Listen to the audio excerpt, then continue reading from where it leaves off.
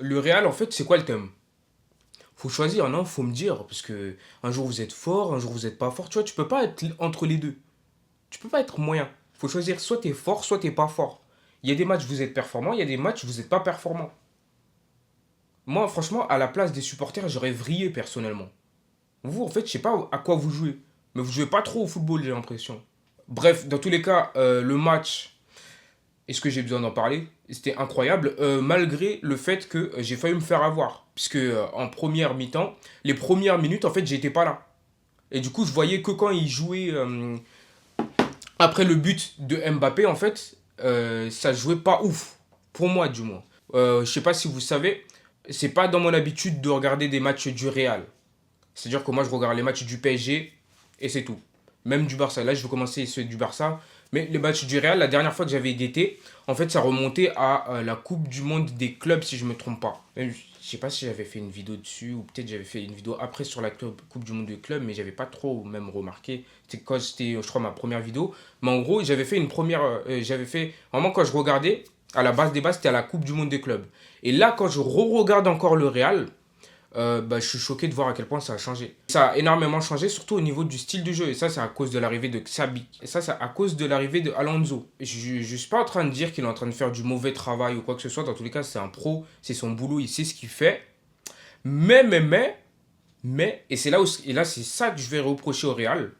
À mon avis, à mon humble avis, Kylian Mbappé n'est pas le problème du Real.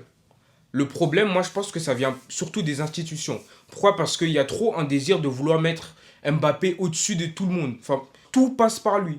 Je me souviens quand, du coup, Mbappé, il avait mis son but, mais moi, j'étais pas là, du coup, je suis arrivé après. Après, quand j'avais vu Vinicius, et qui est mon chouchou avec Kamavinga, et aussi Mbappé, c'est mon chouchou, donc bon, tu vois, c'est mes trois chouchous. En fait, Vinicius, j'ai l'impression que devant la surface, surtout en début de match, et excusez-moi, en début de match, bah, en fait, il a pas tenté, quoi. Il a rien tenté du tout, et je trouve que c'est dommage, parce que il devient prévisible, les mouvements, ils sont... Je sais pas, il tente plus rien, il n'y a pas de... Ouais, déjà, en fait, ça, on le sait déjà, mais au Real Madrid, il y a pas de magicien. Il n'y a pas de magicien, parce que déjà, Gonzalo Garcia, il est mis sur le teco, là. Et je trouve ça, en fait, juste dommage, parce que à la base, Vinicius, c'est pas ça. Vinicius, c'est un joueur fou à la base, hein. De base, c'était le successeur de Neymar. Et là, il tente... Tu connais Vinicius, des fois, il va tenter, des fois, il va pas tenter, mais... Frérot, non, c'est mon chouchou, faut pas lui mettre la pression, mais... Frérot, nous, on est là, hein. On est là, frère. À la base, nous, si je regarde Real, et c'est pour voir le niveau de Vinicius. Bon, Mbappé, lui, je sais, bon, Mbappé, stat. Il a même plus besoin de prouver, en fait. Mbappé, c'est vraiment actuellement le joueur le plus en forme du monde, actuellement. Sur cette saison, en tout cas. La première mi-temps aussi, ce qui m'avait aussi impacté, c'était le pressing. Il n'y avait plus de pressing du tout. À part Belek, moi, j'ai mal regardé, mais moi, j'ai pas vu de pressing. Et le pressing, en fait, c'est une clé qui est importante dans le foot. Parce que tu mets pas la pression à ton adversaire et c'est KO. Bon, après, il y a eu la deuxième mi-temps, donc ça va. Pour ce qui est de la deuxième mi-temps, là, le niveau, il est remonté. Là, par contre, on a vu un vrai Real. Parce que les autres fois, c'était un Real qui... Ah, le mec, il a pas. Non, il a pas. Et du coup, on a commencé avec un but de la tête de Kamavinga. Le jeu, il était extraordinaire. Vraiment, ils ont fait une manip. Je vous mettrai... je crois que je vais vous mettre la vidéo à l'écran. Mais le jeu était extraordinaire. Avec une remise de Mbappé sur la tête pour finir avec une tête de Kamavinga. De toute façon, lui, c'est mon chouchou. Moi, je vous l'ai déjà dit, c'est mon chouchou. Ce qu'il faut savoir, c'est Kamavinga, c'est vraiment la clé du Real. Vraiment, j'ai jamais été déçu par lui. Frère, en fait, à chaque fois où il y a des situations où ils sont bloqués, ils renvoient en arrière, en avant. Bon, après, c'est vrai que c'est son rôle. C'est vrai. Kamavinga, ce qu'il propose, c'est vraiment incroyable. Et même, on le voit quand Kamavinga il sort du match, eh ben, le niveau, c'est plus pareil. Genre, c'est vraiment le gars qui est impactant dans l'équipe. Avec Mbappé, mais bon. Mbappé, en fait, lui, on sait déjà, c'est le kick, c'est le dictateur. On sait déjà. D'ailleurs, en plus, moi, j'ai une théorie à propos de son troisième but. Non, dis-moi Mbappé, parce que c'est une dinguerie. En mode, Adama, là, il a fait faute sur toi. Et directement, directement, je pense que la seule chose qu'il s'est dit, c'est moi, il a voulu faire une faute sur moi. Ok, tu vas voir. Troisième but en dehors de la surface de réparation. Tentative, marque, ça fait but. Ah non, vraiment, Mobutu, c'est trop. Mobutu, c'est. Et c'est tellement une dinguerie. Ce mec, faut tellement pas le provoquer. Comment ne pas finir ce débrief sans parler actuellement du meilleur gardien au monde, voire même peut-être de tous les temps. Thibaut Courtois. Je pense, en fait, les gars, moi je pense qu'on met pas assez de respect sur comment on appelle ça? Ah oui, sur le poste du gardien. Les gars, le poste du gardien, c'est tellement, tellement important.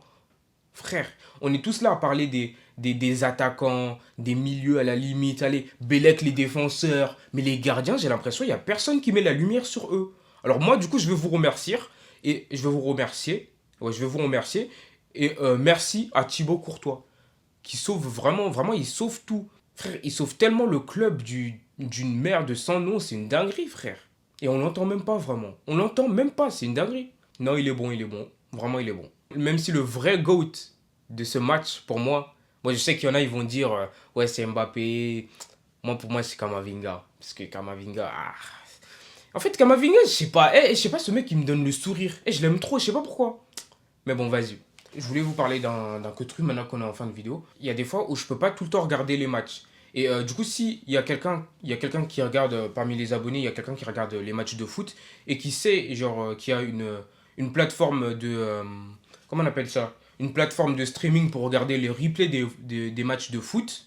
Je veux bien que vous la mettiez dans les commentaires ou peu importe. Parce que il y a des fois où en fait je peux pas regarder le match. Et du coup, je suis obligé de m'informer du match en fonction des résumés. Et des fois, ça se trouve, je dis de la D alors qu'il il s'est même pas passé ça. Là, par exemple, je m'apprêtais à descendre le Real Madrid en me disant, ouais, comment on dit? Ils sont trop dépendants de Kylian. Et oui, c'est vrai, mais il y a quand même un boulot qui s'est fait. Genre, comparé à la dernière fois que j'avais regardé, le coach et les joueurs, ils s'entendent beaucoup mieux. Et ça fait plaisir à voir. Ça fait vraiment plaisir à voir. Mais en tout cas, s'il y a quelqu'un qui a une plateforme de streaming où je peux voir les matchs en replay, je veux bien que tu le mettes dans le commentaire.